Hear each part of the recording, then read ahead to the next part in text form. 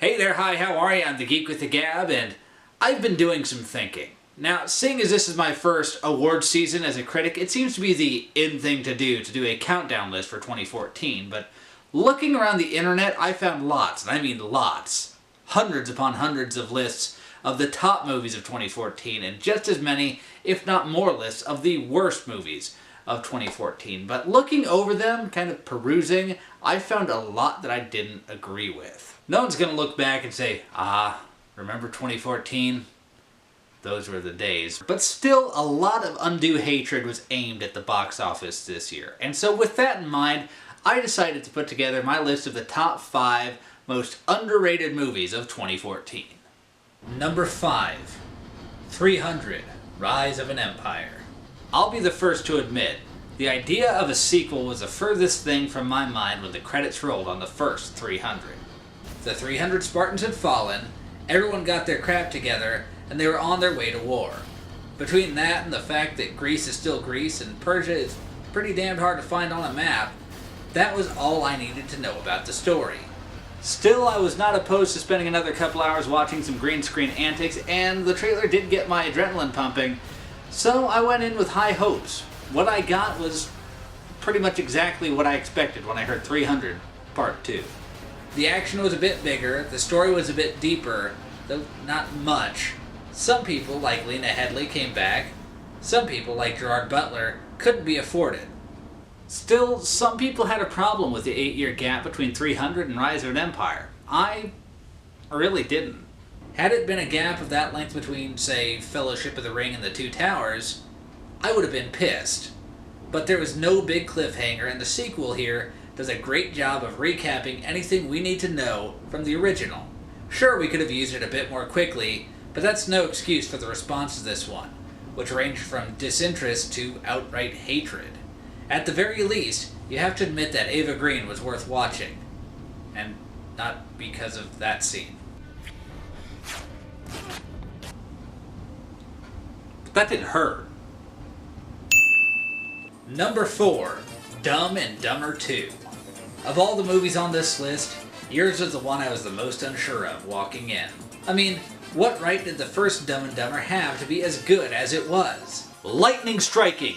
That's what it was, lightning striking! And even as I settled in to watch the latest antics, I was convinced that 20 years later, lightning would not strike twice. And I was kinda right. This is not the first Dumb and Dumber. Sure, it calls back to it quite a bit, and those moments are, generally speaking, the weakest links in the chain. But Jim Carrey and Jeff Daniels tackle the new material with surprising energy, considering they're both in their 50s. Do all the jokes hit? No. Is it anywhere near as good as the original? It was never going to be. But with some surprisingly solid performances from Rob Riggle, Kathleen Turner, and Rachel Melvin, and an ending that twists a bit further than expected, it's certainly better than the lackluster response it got. There's really not much more to be said about this one, which is to be expected from a stupid comedy. If nothing else, the revelation that Harry was adopted removes all connection to the truly terrible Dumb and Dumber When Harry Met Lloyd. And my mom? Hi, sweetie. Number 3, The Amazing Spider-Man 2. I've really never had a problem with the Amazing Spider-Man series.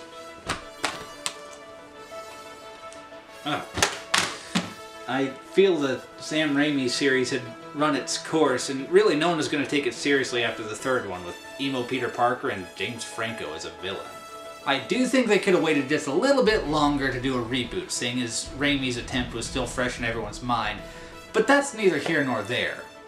The point is, I didn't go into Amazing Spider-Man 1 or 2 ready to hate it, like so many people seem to. I like Andrew Garfield and Emma Stone. I think they have some really good chemistry, far better than Tobey Maguire and Kirsten Dunst ever did. Do you love me or not?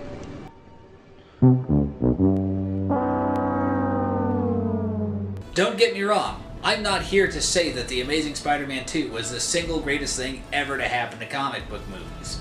It's not. Not by a long shot. It lacks the weight and punch of The Dark Knight, the sense of wonder and groundbreaking visual effects of the first 2 Superman movies.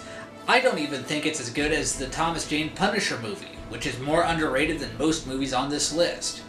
The point is, The Amazing Spider-Man 2 wasn't out to change anyone's lives. Kinda like the first Spider-Man movie.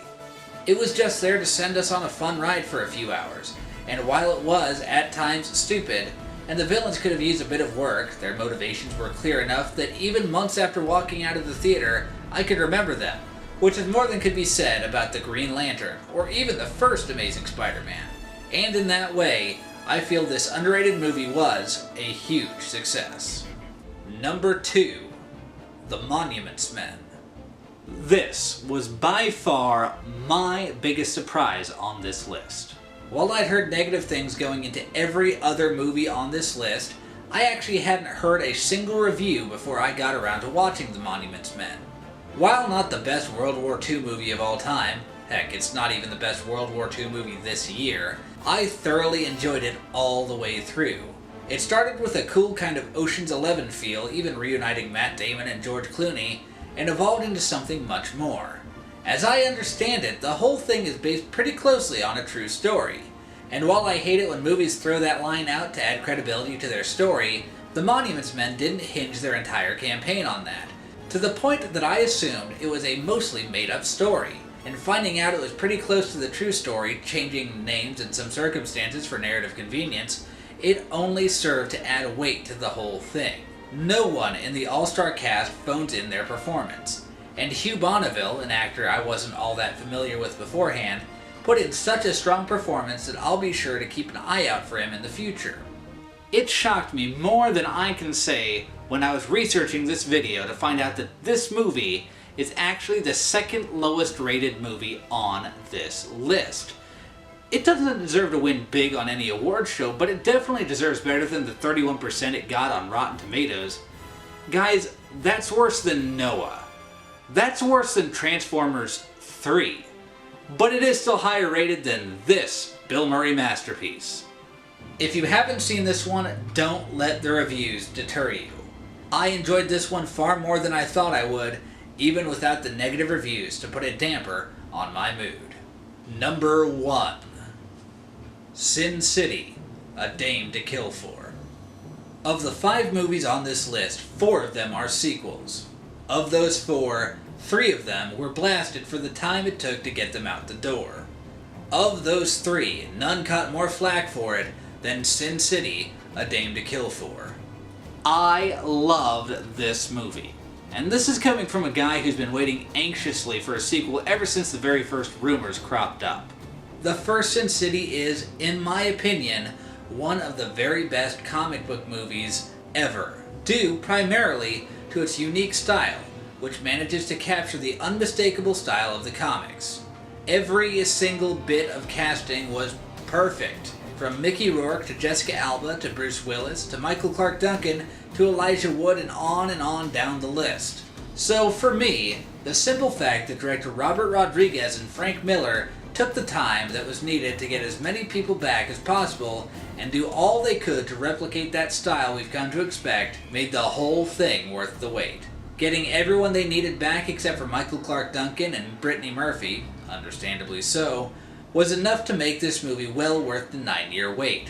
Sure, Mickey Rourke is showing his age a bit, and Powers Booth just looks weird without a mustache, but no one else could have done these roles. Mickey Rourke simply is Marv, and Robert Rodriguez is still at the top of his game, doing all he can to bring Frank Miller's sublimely good visuals to the screen.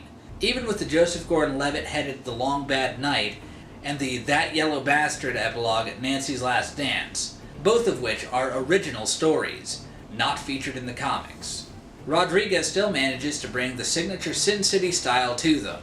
The former even reunited Joseph Gordon-Levitt and Christopher Lloyd. How can you hate that? As someone who loved the first movie and loved and read the graphic novels several times over, I had absolutely no complaints as the credits rolled. That so many fans of the original movie had such hatred for this movie, not just disinterest, but outright hatred for it, completely baffled me. It took a lot of the old, added in a healthy amount of the new, tied up some loose ends from its predecessor, and looked great doing it. At the very least, you have to admit that Ava Green was a lot of fun to watch. And not because of that scene. Or that one. Or that one. Or that one. Or... Boy, she's not shy, is she? So there you go, my top 5 most underrated movies of 2014. Unfairly maligned, the lot of them. Heck, I even bought 4 of the 5 movies on this list just in my day-to-day life. Not preparing for this video or anything, just going about my daily life. You better believe that when Dumb and Dumber 2 comes out, I'll be getting my own copy. It's gonna happen. But what do you think? Did I give any movie too much credit? Do you think I maybe missed one? Let me know in the comments below. You can also follow me on Facebook or subscribe so you can be the first one to know when new videos come out. Until next time, I'm the Geek with the Gab, and if you'll excuse me, I got some work to do.